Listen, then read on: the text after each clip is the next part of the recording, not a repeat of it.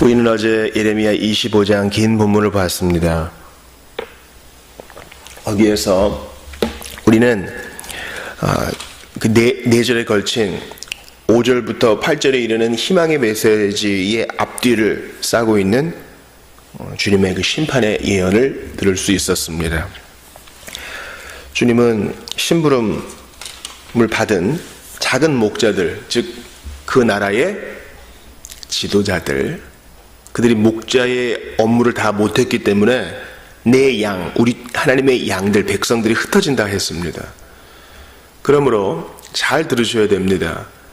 내가 열심히 공부하고 열심히 노력해서 나라의 녹을 많이 받고 내가 이만큼 자리에 올라갔다라는 생각이 홀이라도 있어서는 안 돼요. 하나님께서 뜻하셔서 당신을 그 자리에 세운 것입니다. 당신이 정부 요직에 있습니까? 하나님이 거기 세운 겁니다. 당신이 정치에 있어서 중요한 영향력을 행사하는 사람입니까? 주님이 여러분을 목자로 세우셨어요. 여러분이 뭐 믿든 안 믿든 상관없어요. 그러나 그것은 책임을 의미합니다. 그 일을 잘 감당하지 못하고 정의와 공의를 행하지 못하면 주님이 심판하시겠다 하셨습니다. 특별히 교회의 지도자들은 더욱더 각성해야 합니다. 내가 내 집에서도 그들의 악을 발견했다. 선지자들과 제사장들이 타락하면 나라의 장래는 불보듯 뻔한 것입니다. 신자들은요, 신약시대의 신자들은 예수님의 뒤를 이어 그분의 제자로서 왕과 선지자와 제사장의 직분을 공유합니다. 주님과는 질적으로 다르죠.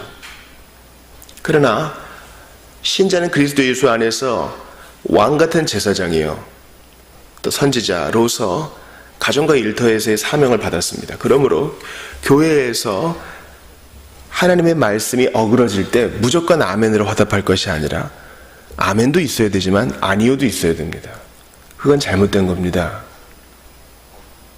그리고 그것을 수용할 수 있는 분위기가 형성되어야 합니다. 주님은 이렇게 좌충우돌하면서 끝까지 고집을 부리는 자들에게 다윗의 후손, 즉 한 의로운 가지를 일으킬 것이다. 한 가지, 싹, 아주 연약하지만 그가 메시아로서 너희를 구원할 것이다 말씀합니다. 근데 그는 여호와, 그는 다윗의 후손이지만 동시에 하나님이다. 우리 구주 예수 그리스도이심을 도저히 부인할 수가 없어요. 그는 우리의 공의다. 예수님은 나의 공의, 나의 의만 얘기하지 않으시고 믿는 모든 자들을 의롭게 하셔서 우리의 공의라고 하게 하십니다. 놀라운 사실이에요. 누가 공의를 그 이름으로 가질 수 있어요? 그러나 예수 안에 있는 자는 이 이름을 공유하는 것입니다. 오늘은 우리가 좀 짧은 본문 예레미야 24장을 봅니다. 주님이 예레미야에게 한 환상을 보이시죠. 그런데요, 이때가 어느 때인가 바벨론의 느부갓네살 왕이 유다 왕 여호야김의 아들 여고냐와, 여호야긴이죠, 유다 고관들과 목공들과 철공들을 예루살렘에서 바벨론으로 옮겼다. 이제 볼 때는 완전한 멸망이 아니니까 이제 바벨론의 총 3차의 그 침략 중에서 이제 완전히 멸망당하기 한 10년 전쯤에 2차 침략 및 포로로 잡아가는 상황을 얘기하는 것 같습니다. 이때 이제 뭐 여고냐, 백성의 대표와 고관들, 이제 이른바 지도자들, 그리고 목공 철공들을 데려갔어요. 목공들과 철공들은 여호야김이 얼마나 많이 부렸습니까? 자기의 건축 사업을 위해서 백성들을 막 동원하고, 목공들과 철공들을 의지했던 그들은 이 모든 이들을 빼앗겼습니다. 주님이 이들을 바벨론으로 가게 하셨습니다. 이제 그들은 거기서 마냥 괴로운 생활만 한 것이 아니라 이른바 거주민으로서 이제 인정을 받고 자리를 잡게 되죠. 이제 그 환상이 이제 무화과 두 광주리에 보여집니다. 주님이 두 광주리를 보여주셨는데 하나는 아주 처음 익은 과일, 한 6월쯤 익은 처음 무화과인데 아주 상태가 좋고, 또 다른 광주리에는 도저히 먹을 수 없는 나쁜 무화과가 담겨 있었다는 것이죠. 주님은 이 나쁜 무화과가 무엇인지 8절에서 분명히 말씀하십니다.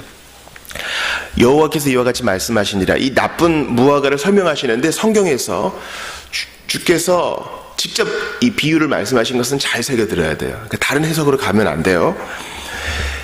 내가 유다의 왕 시드기야와 그 고관들과 사로잡혀간 여호야킨 말고 그의 삼촌인 시드기야와 그 고관들과 예루살렘의 남은 자로서 이 땅에 남아있는 자와 애굽 땅에 사는 자들을 나빠서 먹을 수 없는 이 나쁜 무화과 같이 버리다. 즉 우리 지난번에 예레미야를 통해서 주님이 말씀하신 희망의 메시지, 항복하면 잡혀갈 것이면 살 것이다. 그러나 끝까지 버티면 죽을 것이다 그랬죠. 잡혀간 그들은 좋은 무화과예요. 남아가지고 여전히 회개하지 않고 악을 먹고 죄를 마시는 자들은 나쁜 무화과처럼 버려질 것이다. 그렇게 말씀하십니다. 자, 그들의 모든 지도자들 남아서 바벨론이 기대어가지고 마지막까지 부귀를 누려보려는 자들, 선지자의 말씀을 무시하는 자들 말이죠. 9절에 보니까 그들을 세상 모든 나라 가운데 흩어가지고 환난을 당하게 할 것이고 또 쫓아보낼 모든 곳, 그러니까 그들이 어디로 피신하든지 간에 거기서 부끄러움을 당하게 하고 말거리가 되게 하고 조롱과 저주를 받게 하고 칼과 기근과 전염병을 그들 가운데 보내가지고 조상들에게 준 땅에서 멸절하기까지 그렇게 하겠다. 이 멸절이란 말은 모세와 여호수아가 가나안 땅을 점령할 때 그 민족들에게 하는 용어였어요. 그 가나안 땅에 죄가 관영했기 때문에 주님은 그 거민들을 멸절하라 하셨죠. 즉 약속 밖에서 죄를 짓고 쌓아 올려서 소돔과 고모라처럼 완전히 하나님을 무시해서 심판이 여기까지 찬 자들을 멸절하라고 하셨는데 이 멸절이 바로 이른바 다윗의 동네에 살던 사람들, 남유다 사람들, 남아있던 자들에게 적용된 것입니다. 왜 그래요? 항복해라 했는데 항복하지 않고 청개구리처럼 끝까지 고집을 피우니까 그런 것이죠. 그러므로 여러분 항상 조심해야 됩니다. 신앙생활에 있어서 나 자존심은 지켰다 하면서 나는 포로로 끌려가지는 않았다 하면서 나는 살아남았다 하면서 거드름을 피우고 정작 생애적인 회개는 안 하고요. 이게 말이 되겠어요? 이게 말이 됩니까? 회개는 안 했어요. 어물쩍 넘어갔습니다.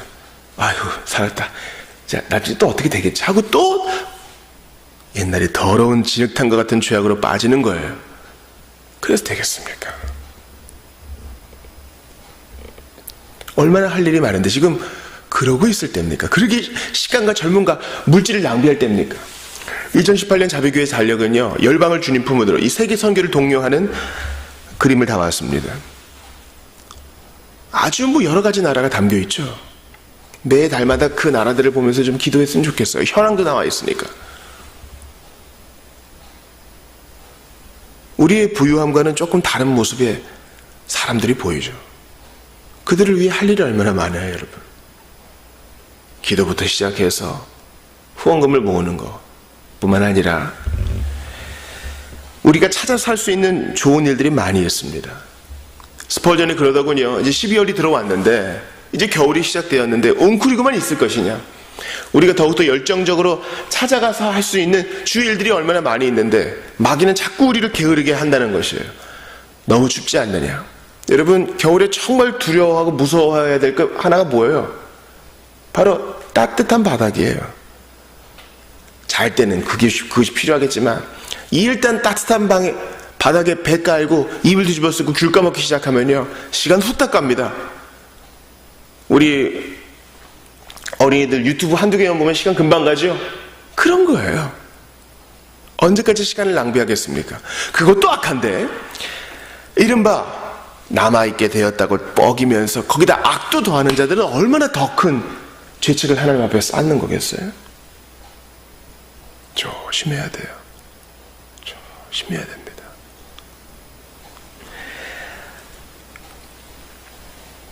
그러나 주님은 좋은 무화과 바로 두 손 들고 항복하여서 우리가 지난번에 항복을 하나님 앞에 항복도 얘기했잖아요. 다 항복하여서 나온 자들은 좋은 무화과처럼 대접받을 것이다. 여러분, 그 먼 길을 포로로 끌려가면서 얼마나 많은 생각이 들었을까요? 야. 그러나 그들은 노예가 아니라 정착민으로서 대우를 받습니다. 자, 주님이 그 좋은 무화과를 직접 설명하세요. 5절 보세요. 이스라엘의 하나님 여호와께서 이와 같이 말씀하시니라. 내가 이곳에서 옮겨 갈대아인 바벨론 사람들의 땅에 이르게 한 유다 포로를 이 좋은 무화과 같이 잘 돌볼 것이라. 하나님께서 그들을 비록 포로로 잡혀가게 하셨으나 주님이 직접 돌보아 주신대요. 그러니까 휘두리를 때려도 좀 덜 아프게 때리는 거예요. 잘못을 해서 도둑질을 하거나 어른을 때리거나 욕설을 해가지고 부모에게 지금 책망을 당하는 아이, 그를 교정할 때 부모는 찢어지는 마음으로 가급적 정신만 좀 차리게 최선을 다하는 겁니다. 그 하나님의 열심, 주님의 땀 흘림, 주님의 노고, 그거 생각해야 돼요. 때리시고 어루만져 위로해 주시는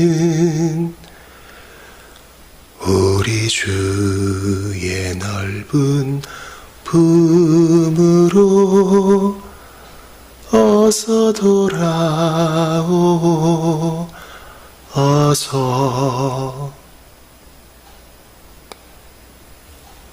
주님은 때리시되 눈물을 흘리며 징계하십니다. 주님은 그곳에서 그들을 돌보셨습니다. 어떻게 돌보십니까? 6절에 보세요. 내가 그들을 돌아보아 좋게 하여 다시 이 땅으로 인도하여.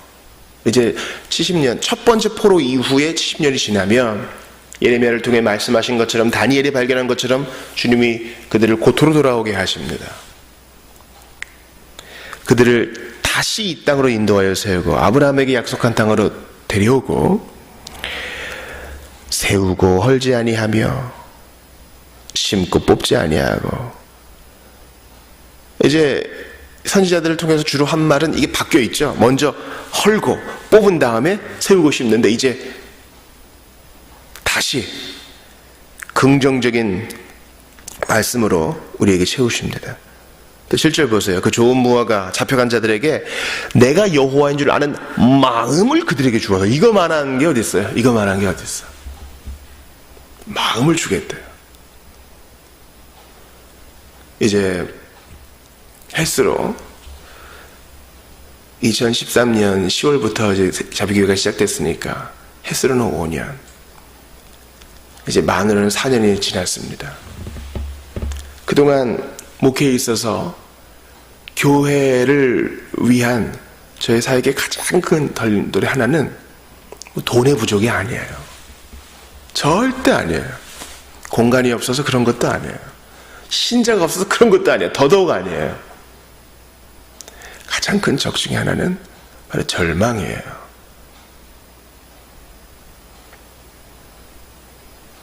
열정의 부재예요. 마음의 공격이에요. 가장 큰 일들은 바로 이 속에서 있지, 겉의 일들은 아무것도 아닌 거예요. 그것을 어떻게 해석해내는 내 속에 문제가 있는 거지, 밖의 일들은 다 할 수 있어요. 근데 주님이 아무리 겉으로 종교 행위를 해도 해결되지 않는 그들, 그래서 마음의 변화 없이 회개하지 않고 끝까지 고집 부리던 자들을 이제 항복하게 하시어 바벨론 땅에 들어오게 하셔서 거기서 70년 지나는 동안 그들에게 여호와를 아는 마음을 주겠다. 이 안다라는 것은 체험적 알미요, 하나님을 경험하고 사랑한다는 뜻이죠. 마음을 준다는 거예요. 마음을 주어서. 그러니 회개도 믿음도 주님이 주시는 선물입니다. 그들이 먼저 주의 손을 잡았다든지 먼저 하늘 보좌에 갔다든지 그럴 수 없고 그러지도 않았어요. 주님의 언약의 무조건적인 시혜예요. 그들이 전심으로 내게 돌아오게 하니 그냥 신용만 하는 게 아니라 전심으로 돌아오게 한다는 거예요. 진짜 예수를 사랑하고. 시작시대 얘기예요. 성령께서 사람을 낮추시고 다시 돌아오게 하실 때 그의 의지와 하나님의 작정의 시행이 충돌되지 않게 하세요. 억지로 시키지도 않고.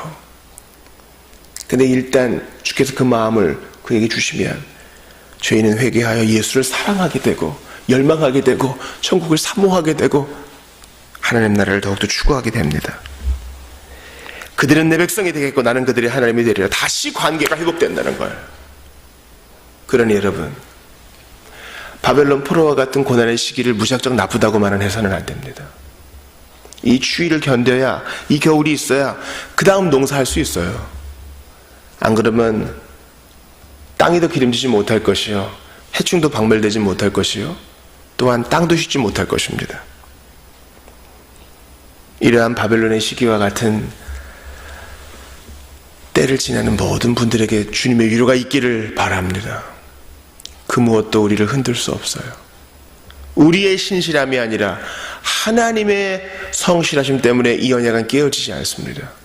그러므로 끝까지 내가 항복하고 자존심이 구겨지고 마음의 상처를 입고 모든 것이 끝났다고 느껴질 때라도 먼저 손 내미셔서 마음 주시고 전심으로 돌아오게 하시고 돌봄을 받게 하시고 다시 언약을 체결하기 위해 손 내미시는 하나님 계시니 지금이라도 늦지 않았어요. 항복하면 돼요. 주께 드리네. I surrender all. 주께 드리네. I surrender all. 모두 항복하고 저는 도움이 필요합니다. 인정하면 돼요. 그럼 주님이 새 마음 주시고 회개와 믿음을 선물로 주시고 전심으로 삼위 하나님을 사랑하는 마음을 주시고 관계를 체결해 주실 거예요.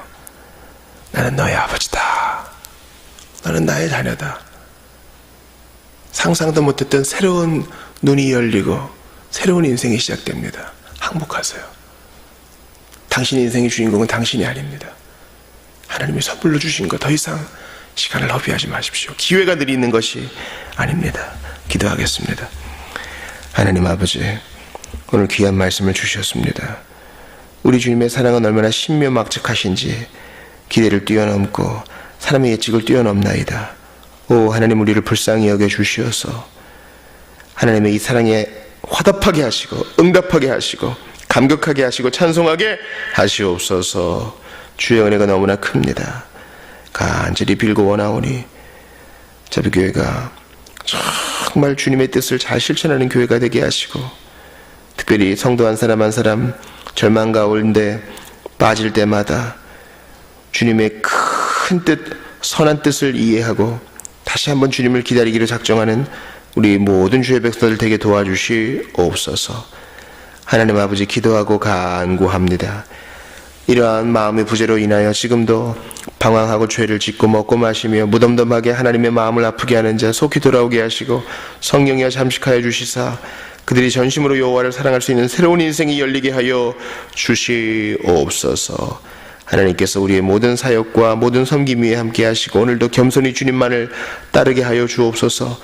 이 항복이 매 시간 매 순간이 있게 하시고 나의 뜻이 아니라 주의 뜻을 높이는 오늘 하루가 되게 하옵소서. 살아계신 주 예수님의 이름으로 기도하옵나이다. 아멘.